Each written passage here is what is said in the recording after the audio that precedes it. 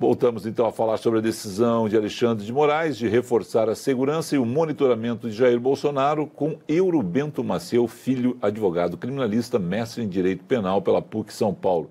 Alguma surpresa para o senhor nessa decisão? Boa tarde, boa noite. Nenhuma. Boa noite, Felipe. Boa noite, telespectadores, todos que nos acompanham aqui. Uma honra estar aqui novamente.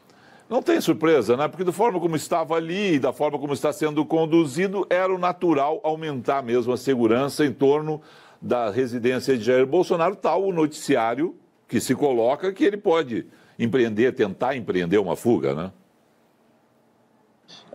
Surpresa realmente, tendo em vista o aumento da fervura que esse assunto vem tomando desde meados de julho, chegar agora, vamos dizer, na semana antecedente ao julgamento da ação penal da trama golpista, com uma decisão como essa proferida hoje, não me causa espanto mesmo.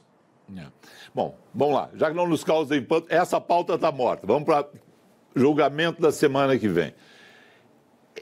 O Brasil vai parar, é aquele tipo de julgamento que a gente viu lá no Mensalão, que a gente viu nos primeiros movimentos da Lava Jato, a gente vai ter tensão durante muito tempo, ou o senhor imagina que a gente vai conseguir ali reduzir o prazo, fazer em pouco tempo o início, meio e fim desse julgamento? Qual a sua previsão em relação ao tempo? Porque é isso que vai determinar, né, a tensão e a distensão, né? Como são vários os acusados, também são vários os defensores. Cada um deles vai ter um momento, cada um deles separadamente, evidentemente, para proferir a sustentação oral. Isso vai tomar um tempo. Depois há também a sustentação oral da Procuradoria-Geral da República e, por fim, serão tomados os votos. Eu não acredito que esse julgamento irá terminar em 2 dias. Eu acho que isso vai ser postergado, sim, para talvez uma semana de julgamento.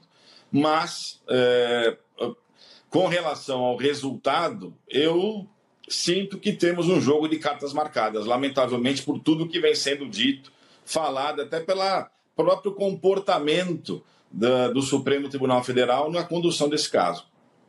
Doutor, como deve acontecer todo esse processo a partir de agora, né? O processo é relator, no caso Alexandre de Moraes, profere seu voto, e aí vem defesa. Qual é a ordem de um processo como esse? Não, primeiramente, quem se manifesta, via de regra, é quem faz a acusação. Procuradoria. Né? Então, quem faz a acusação dá início à sustentação oral, primeiro sustenta. Depois será a vez da defesa do réu colaborador, que também, em tese, é entre aspas, um associado à acusação. Ele tem interesse também no desfecho da causa. E, no final, por fim, aí vem os defensores. Aí, o critério de quem vai sustentar primeiro, de qual dos acusados, aí isso, às vezes, está adotado na hora. Já vi, às vezes, adotar-se o critério da forma como estão dispostos na denúncia. Né? 1, 2, 3, de acordo com o que está na denúncia feita pela acusação. Que é a ordem, primeira acusação... Que é a ordem dos depoimentos havidos há algum tempo, né? 1 a 1 com o seu advogado, deve ser mais ou menos mantida aquela ordem. Sim, deve ser mais ou menos da forma como foram tomados os interrogatórios. Os interrogatórios, certo. A partir disso, doutor, condenações, elas são aplicadas imediatamente caso sejam condenados?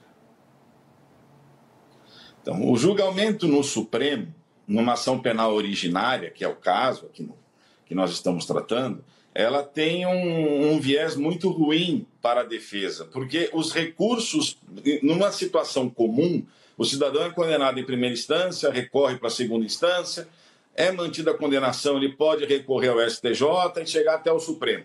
Como aconteceu na época da Lava Jato, por exemplo, que tudo partiu desde a primeira instância, as condenações foram sendo discutidas uma num sistema de escadinha até chegar ao Supremo. No entanto, esta ação penal ela é originária, ou seja, ela foi instaurada pelo próprio Supremo. Ela está sendo julgada aí por questões processuais diretamente, em primeira e única instância, basicamente, pelo Supremo Tribunal Federal. E isso traz um viés um pouco negativo para a defesa, porque em sendo confirmada a condenação pela turma julgadora do Supremo, os recursos posteriores são muito escassos. Você não tem um leque de opções para conseguir ir discutindo a condenação em outras instâncias. O Supremo é a única e última instância no caso. Então, isso realmente leva a uma possibilidade de, uma vez decidida a ação penal e o voto do relator e dos demais ministros enveredando-se pela condenação, talvez haja um recurso com embargos de declaração, eventualmente algum outro recurso como embargos infringentes, se não for por maioria, e acaba. Então, eu não acredito, propriamente dito, porque existem recursos posteriores, pelo menos um há, que é um embargo de declaração, eu não acredito numa execução imediata da pena, mas o tempo será curto. Pleno não analisa o caso, os recursos. Depende.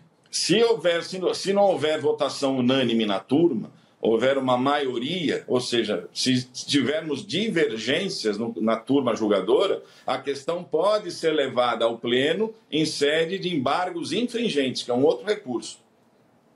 Tá, mas aí seria um 3-2, 4-1, algumas pessoas acreditam ser possível com divergências do ministro Fux, mas só um divergindo, né, é suficiente para isso?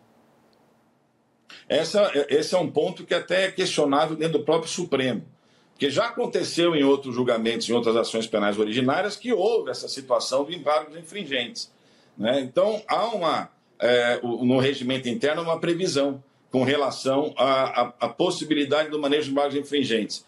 Como estamos falando de um órgão fracionário, que é a turma, composta por 5 ministros, creio que um voto divergente já possa justificar os infringentes. Porém, é um tema realmente discutível. Perfeito. Doutor, o cumprimento da pena, a partir do fato de muitos deles terem mais de 70 anos, como é que vai se dar isso? Então, a gente pode falar, vamos aplicar a prisão domiciliar. Primeira coisa, a prisão domiciliar para fins de cumprimento de pena, ela só se justifica em situações expressas do Código de Processo Penal e no que diz respeito à questão etária, é para réus com mais de 80 anos.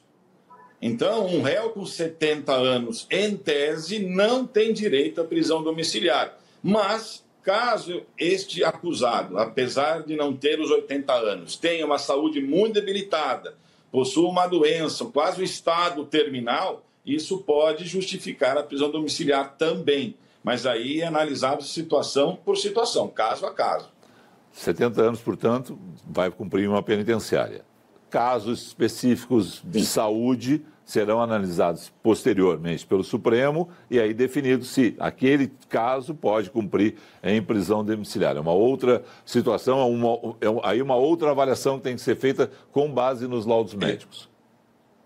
Exatamente. Porém, nós estamos vivendo uma situação que, no meu modesto sentido, ao menos, ela é contrária à lei, porque em tese aqui, falando tudo na teoria, o ex-presidente Jair Bolsonaro não faz por merecer a prisão domiciliar que lhe foi concedida. Ele não tem uma saúde tão debilitada assim, não tem 80 anos. Porém, o ministro Alexandre de Moraes, creio eu, que por uma questão de razoabilidade, talvez por se tratar de um ex-presidente da República, pensando na comoção que poderia causar uma prisão preventiva, entendeu por bem aplicar ao ex-presidente Jair Bolsonaro a prisão domiciliar. Mas, rigorosamente, à luz da letra da lei, ele não teria esse direito. O certo seria Bolsonaro estar, nesse momento, em uma prisão, em uma penitenciária, cumprindo essa pena. Ou na Polícia Federal. Uma prisão preventiva. Ou na Polícia Federal, para onde ele tem lá o local pronto, mas não em casa, né? Em um local de detenção. Não em casa, exato. Não em casa. Exato. Aí também muita gente avaliou o seguinte, né? A proximidade do julgamento, levar Bolsonaro nesse momento para um local de detenção criaria aí sim uma tensão maior do que já existe, uma comoção maior do que já existe, tendo o julgamento breve, deixa ele em prisão domiciliar até o julgamento, quando será definido o futuro do ex-presidente. Muita gente que a gente ouve, doutor, fala em 25 anos como uma pena a ser pensada para esse grupo, o grupo 1, que vai a julgamento na semana que vem. O senhor imagina uma pena desse tamanho? levando-se em consideração que é uma pessoa que passou um batom na estátua de frente ao Supremo, tomou praticamente 14, 15 anos, assim, imaginar que essas penas ficariam abaixo de 8 seria muito otimismo, né? Porque uma pena superior a 8 anos já é cumprida em regime fechado, né? Então, imaginar uma pena branda, abaixo de 8 anos, seria um otimismo muito, muito grande, né? Eu imagino realmente que teremos penas altas. Com base no que o senhor disse, já ouvi outros advogados dizendo exatamente isso. Olha, na proporcionalidade da aplicação da pena para a questão do batom na estátua, é que eles calculam 25 anos. E muitos dizem o seguinte, é por isso, inclusive, que Alexandre de Moraes não reduz a pena, de vários dos que estão lá, porque aí poderia trazer, na proporcionalidade, penas menores para esse grupo. E aí, então, para manter uma coerência, deixa do tamanho que está e as pessoas com essas penas a serem cumpridas, que muita gente considera indevidas pelo tamanho delas em função do que elas fizeram no 8 de janeiro. Ali se fala que não teria uma razoabilidade, mas se pensando na proporção, é aí que está a chave da questão. Doutor, eu quero saber o seguinte, tem mais alguma questão que o senhor gostaria de colocar para os nossos assinantes que a gente tenha que observar a semana que vem no julgamento, que eu não tenha lhe perguntado, que seja importante a gente olhar para o Supremo? Bom, dentro daquilo que eu disse há pouco, da forma como as coisas vêm sendo conduzidas, desde o início do julgamento do 8 de janeiro, realmente, como já falamos há pouco, não acredito numa pena baixa, vamos dizer, acredito numa pena mais alta, em penas mais severas. Agora, eu estou curioso, realmente aguardando o julgamento para ver se há alguma divergência, porque é preciso ponderação um pouco na aplicação das penas. Primeiro, ponderação na análise efetiva de materialidade e autoria. Há crime? Não há? Será que um papelucho que menciona um suposto golpe de Estado que foi encontrado no computador não sei de quem justifica tudo isso? É isso que eu quero aguardar. Por exemplo, esta medida de hoje, no meu modesto sentido, ela é totalmente exacerbada, um verdadeiro exagero, porque está se tomando essa decisão de monitorar a residência do ex-presidente por uma suposta ocasião de fuga, uma suposta tentativa de fuga. Que fuga? Uma carta que estaria redigida para o presidente da Argentina em fevereiro do ano passado. Esse é o risco? Sem assinatura e sem mais data. De um ano atrás. Quer dizer, para mim é um exagero. Mas, enfim, estamos vivendo, como diria uma certa vez disse o ministro Marco Aurélio, tempos estranhos. Tempos estranhos. Doutor Auro, obrigado por conversar conosco aqui na Band News TV. Até a próxima. Até a próxima. Muito obrigado. Até logo.